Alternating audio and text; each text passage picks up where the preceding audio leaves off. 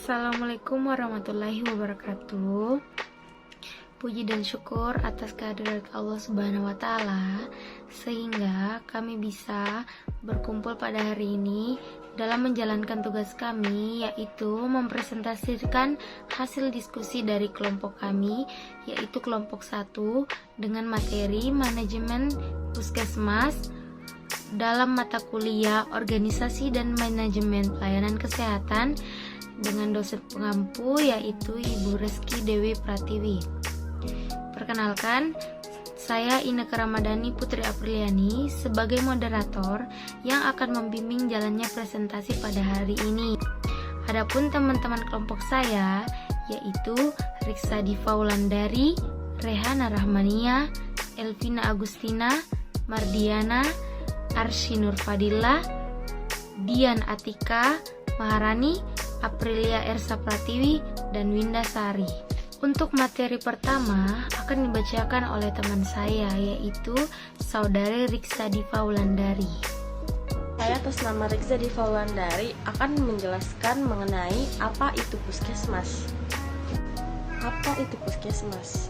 Puskesmas merupakan organisasi fungsional penyelenggara upaya kesehatan bersifat menyeluruh, terpadu, merata, dapat diterima, dan terjangkau masyarakat, dengan peran serta aktif masyarakat dan menggunakan hasil pengembangan ilmu pengetahuan dan teknologi tepat guna, dengan biaya yang dapat dipikul oleh pemerintah dan masyarakat luas, guna mencapai derajat kesehatan yang optimal, tanpa mengabaikan mutu pelayanan kepada perorangan.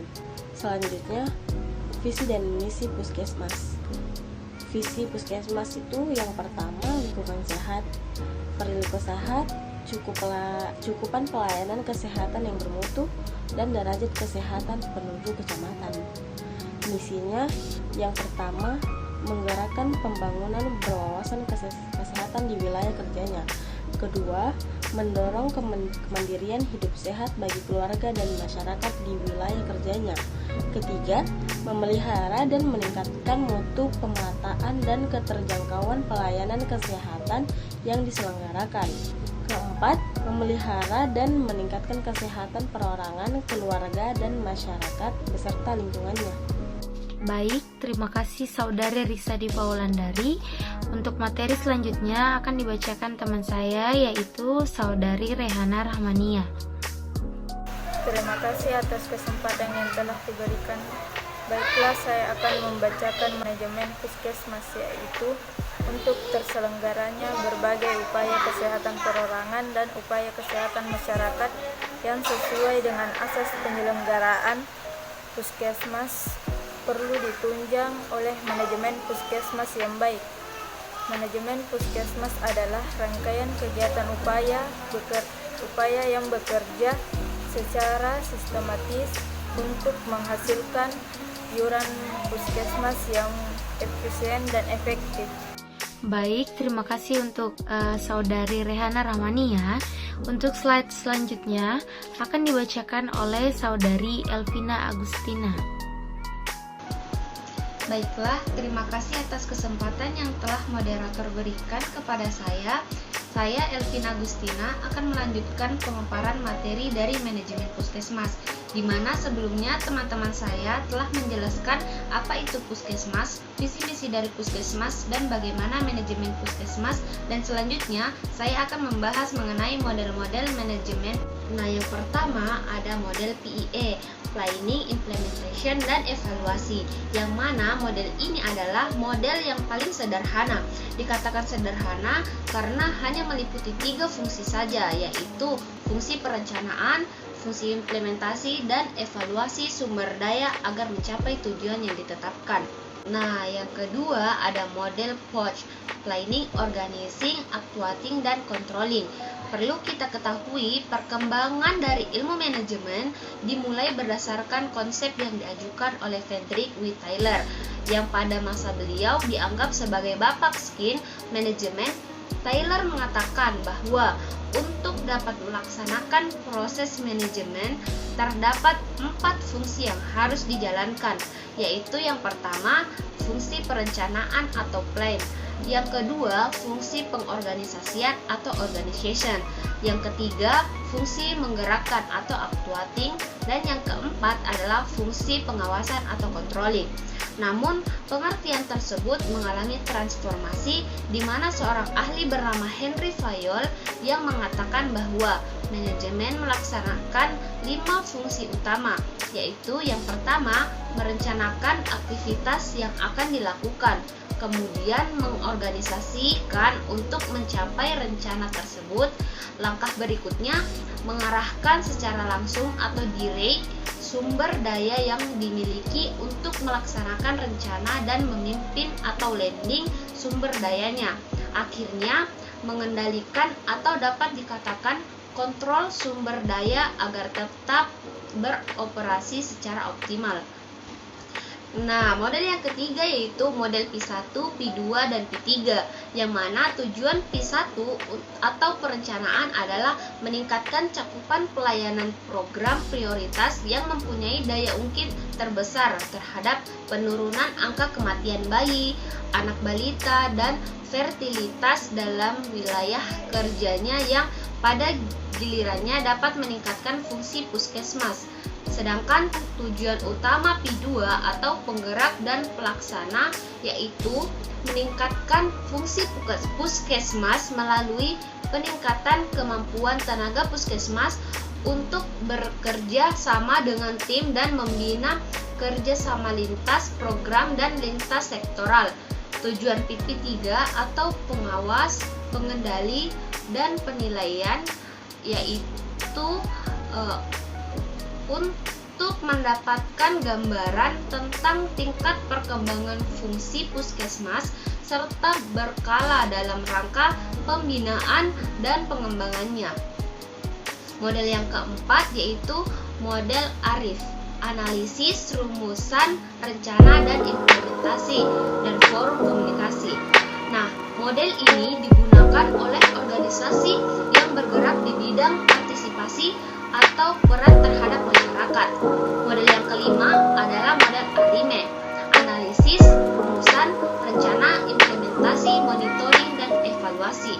Nah, model ini tidak jauh berbeda dengan model ARIF. Perbedaannya hanya terletak pada fungsi monitoring dan evaluasi yang diletakkan terpisah. Terima kasih, itulah dari pemaparan dari saya. Selanjutnya saya kembalikan kepada moderator. Terima kasih untuk saudari Elvina Agustina.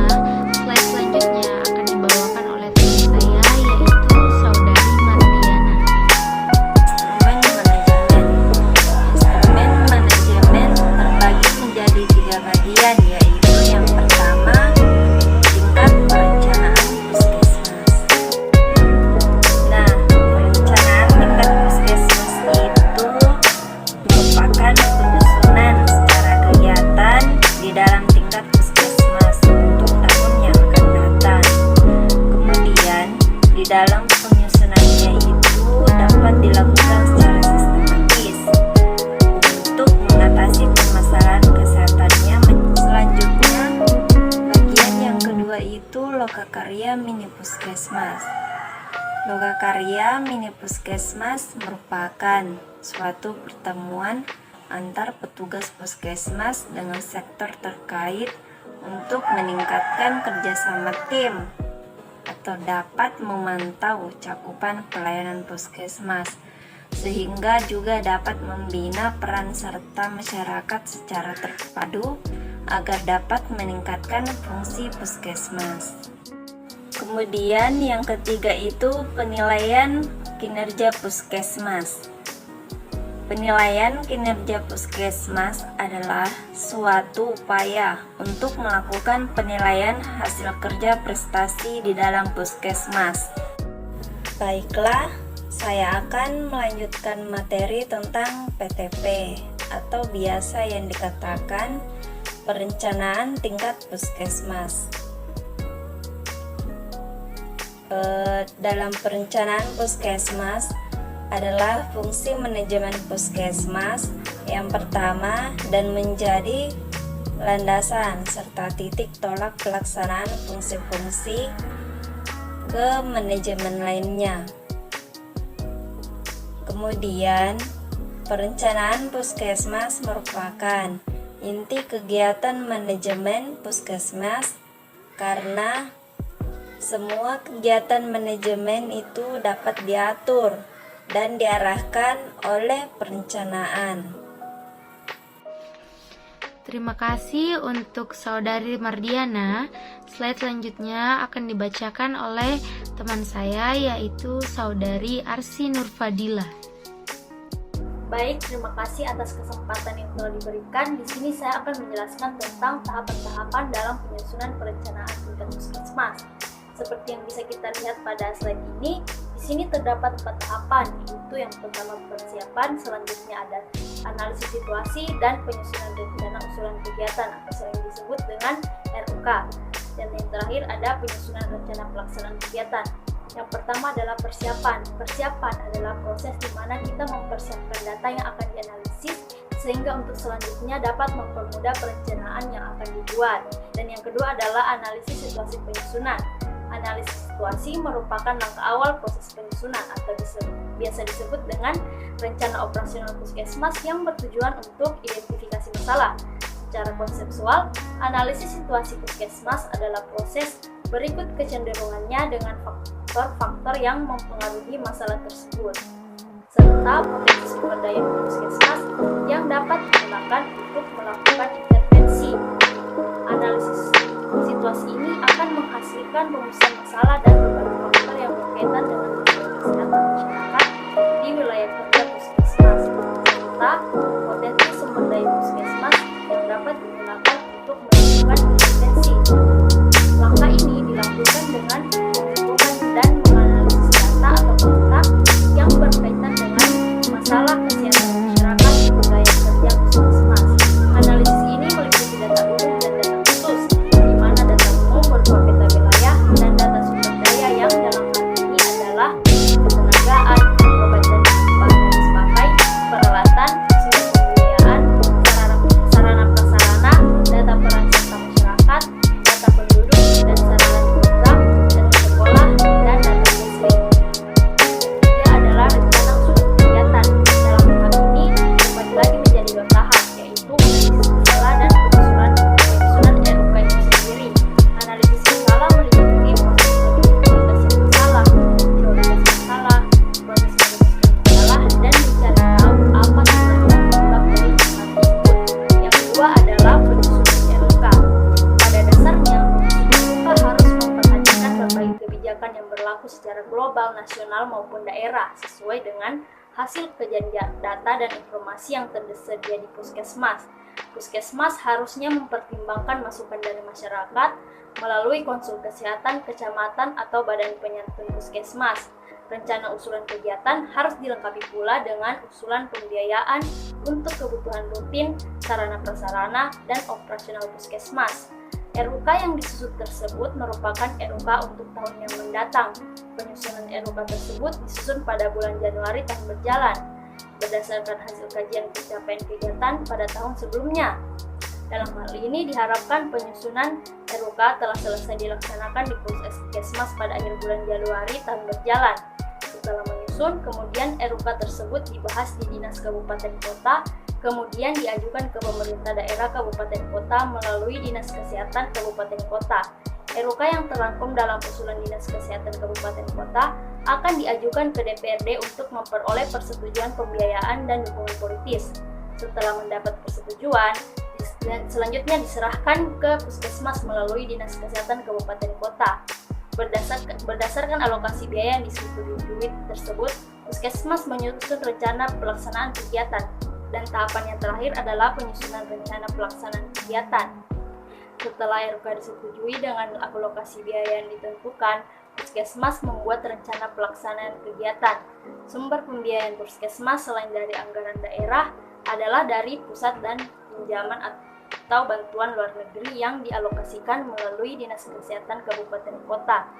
RPK disusun dengan melakukan penyesuaian dan tetap mempertimbangkan masukan dari masyarakat. Penyesuaian ini dilakukan karena RPK yang disusun adalah persetujuan dari RUK tahun lalu. Alokasi yang diterima tidak selalu sesuai dengan yang diusulkan. Hal ini terjadi karena adanya perubahan sasaran kegiatan, tambahan anggaran, dan lain-lain. Penyusunan RPK dilaksanakan pada bulan Januari tahun berjalan dalam forum lokakarya yang pertama. Mungkin itu yang bisa saya sampaikan. Selanjutnya saya kembalikan kepada moderator. Baik, terima kasih Saudari Arsi Nurfadila. Slide selanjutnya akan dibacakan oleh teman saya, yaitu Saudari Aprilia Ersa Pratiwi. Baiklah, saya akan melanjutkan materinya.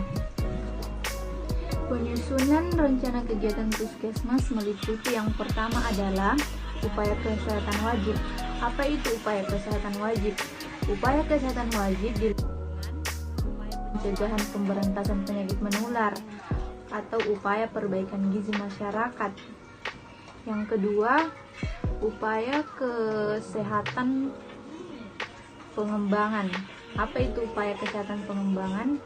Upaya kesehatan pengembangan adalah UKS, merupakan upaya membina dan mengembangkan kebiasaan hidup sehat yang dilakukan secara terpadu melalui program pendidikan dan pelayanan kesehatan di sekolah, serta usaha-usaha yang dilakukan dalam rangka dan di lingkungan. Yang ketiga yaitu upaya kesehatan penunjang. Apa itu upaya kesehatan penunjang? Upaya kesehatan penunjang adalah seorang pegawai ASN, tenaga pengangkat yang bekerja di fasilitas pelayanan kesehatan dalam rangka membantu kelancaran. Terima kasih. Baik, terima kasih untuk Saudari Aprilia Ersa. Slide selanjutnya akan dibacakan oleh teman saya, yaitu Saudari Dian Atika Upaya Maharani. kesehatan diselenggarakan melalui upaya kesehatan puskesmas, peran serta masyarakat dan rujukan upaya kesehatan. Puskesmas mempunyai fungsi sebagai pusat pengembangan peran serta masyarakat, pusat pembinaan kesehatan masyarakat, dan pusat pelayanan kesehatan masyarakat. Dalam rangka membina petugas puskesmas untuk bekerja sama dalam tim sehingga dapat melaksanakan fungsi puskesmas dengan baik, telah dikembangkan Lokakarya Mini Puskesmas.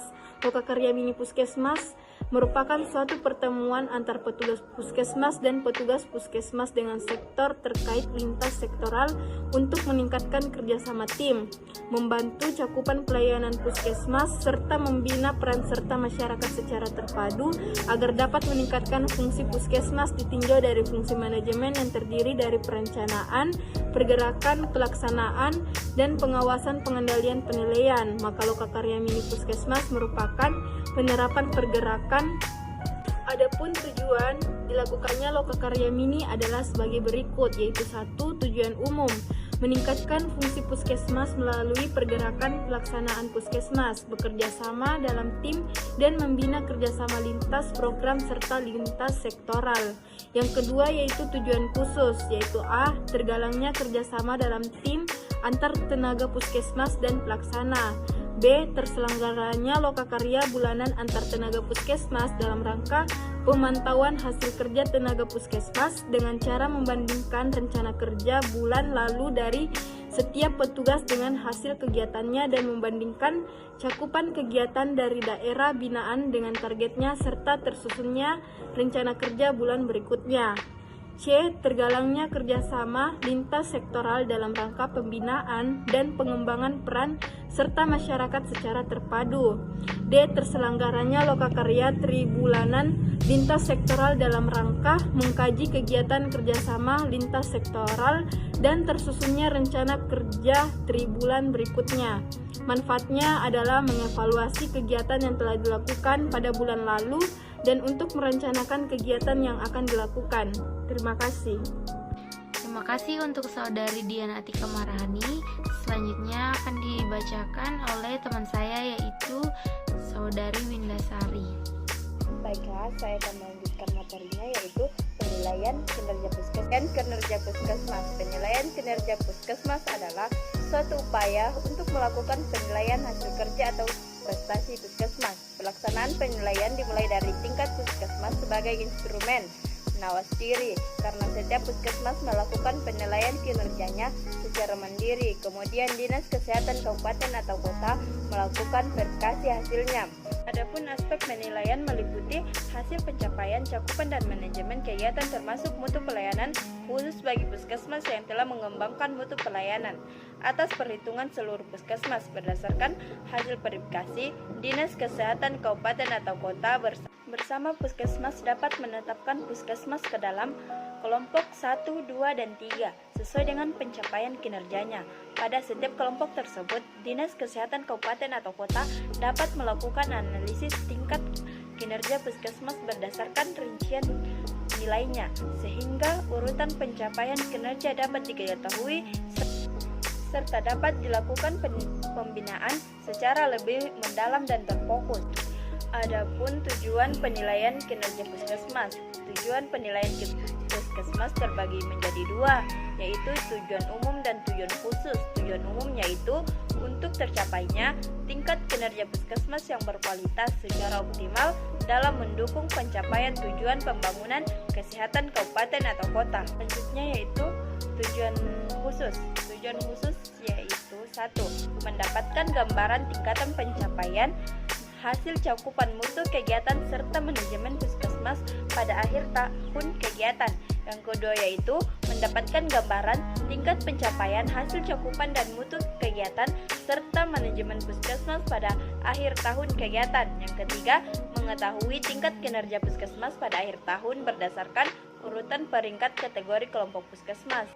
Selanjutnya yang keempat yaitu mendapatkan informasi analisis kerja puskesmas dan bahan masukan dalam penyusunan rencana kegiatan puskesmas dan Dinas Kesehatan Kabupaten atau Kota untuk tahun yang akan datang. Mungkin itulah yang dapat saya sampaikan. Selebihnya saya kembalikan kepada moderator.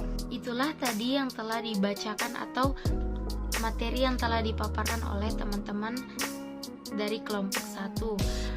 Adapun kesimpulan yang bisa saya simpulkan pada hari ini sebagai moderator yaitu Puskesmas adalah unit pelaksana teknis atau biasa disingkat dengan UPT, Dinas Kesehatan Kota atau Kabupaten yang bertanggung jawab dalam menyelenggarakan pembangunan kesehatan di suatu wilayah. Adapun tahapan dalam penyusunan perencanaan tingkat puskesmas adalah yaitu 1. Persiapan, kedua analisis situasi, ketiga penyusunan rencana usulan kegiatan, keempat penyusunan rencana pelaksanaan kegiatan. Setelah perencanaan dilakukan, adapun tahap selanjutnya yang dilakukan yaitu dengan lokakarya mini. Apa itu lokakarya mini? Lokakarya mini yaitu suatu pertemuan antar petugas puskesmas dalam sebuah sektor terkait atau bisa disebut dengan lintas sektoral yang berguna untuk meningkatkan kerjasama antara tim untuk mencapai sebuah tujuannya. Nah, pada dasarnya lokakarya mini ini atau biasa disebut lokmin mencakup dua hal, yaitu lokmin lintas program dan lokmin lintas sektor.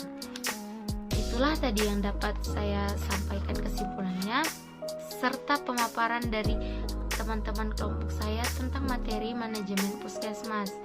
Kurang dan lebihnya mohon dimaafkan. Terima kasih atas perhatian teman-teman sekalian dan semoga apa yang teman-teman kelompok 1 sampaikan berguna bagi teman-teman sekalian. Kurang dan lebihnya mohon dimaafkan. Wabillahi taufiq wal hidayah. Assalamualaikum warahmatullahi wabarakatuh.